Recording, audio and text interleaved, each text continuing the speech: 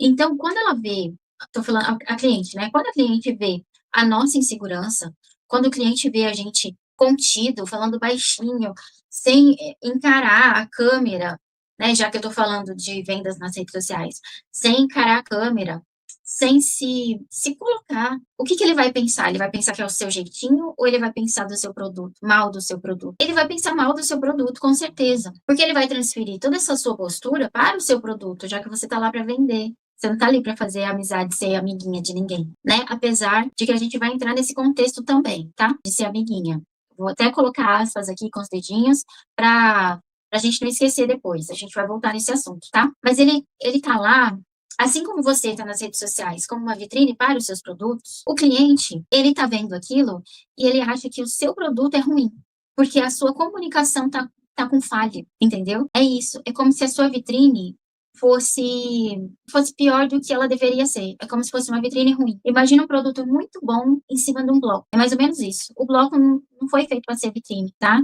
E eu nem tô falando do bloco conceito. Não, tô falando do bloco lá com terra, com barro, com cimento. Não foi feito para ser vitrine, né? A gente está falando de uma vitrine glamurosa, uma vitrine bonita, uma vitrine que chame atenção, que faça jus ao seu produto. Então, quando você vem com uma comunicação falha, é como se a sua vitrine fosse ruim. O que você não pode esquecer é que você é a porta-voz do seu produto, tá bom? Então, quando a gente fala de estar alinhada, de estar maquiada, aí é outra coisa que me incomoda, vou puxar aqui o assunto para mim de novo. Tem gente que não se importa de aparecer nas redes sociais sem maquiagem ou com roupa, ai, sei lá, com roupa de casa, tem gente que realmente não se importa. Eu me importo, pelo menos até aqui, porque eu acho que vocês a minha audiência, as minhas alunas, as minhas mentoradas, merecem o melhor de mim. Eu apareço nos stories, por exemplo, de pijama, realmente sem maquiagem, mas aqui, para dar aula, que é a minha vitrine, não.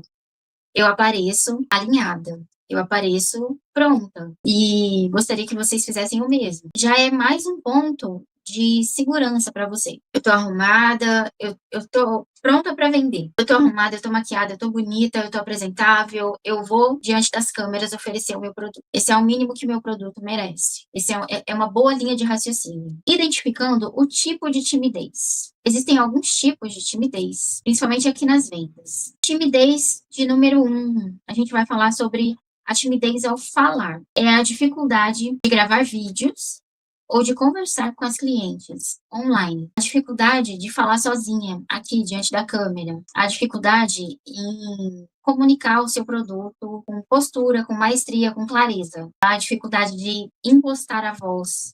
Né? Lembra que a gente estava falando de falar com insegurança, falar fraquinho, falar para dentro? Não, você precisa mostrar força para falar, tá bom? Para que a cliente entenda que sim, o seu produto é muito bom. E para que ele não seja, para que não haja interferência na sua postura na percepção de valor do cliente com o seu produto, tá? Timidez para vender. Aí a gente já está falando da insegurança de interagir socialmente.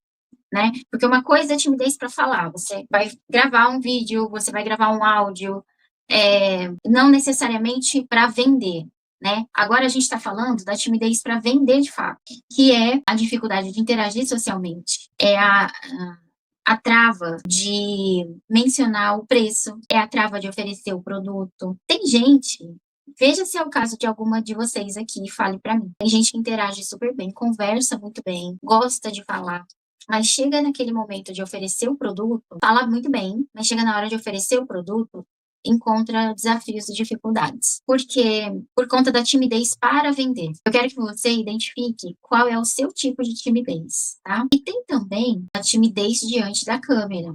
Porque uma coisa é a timidez para falar, outra coisa é a timidez para aparecer. Você pode muito bem gravar um vídeo, por exemplo, só narrando, mas se você tiver timidez para falar, você não vai conseguir. Assista a aula completa clicando agora na miniatura ao lado.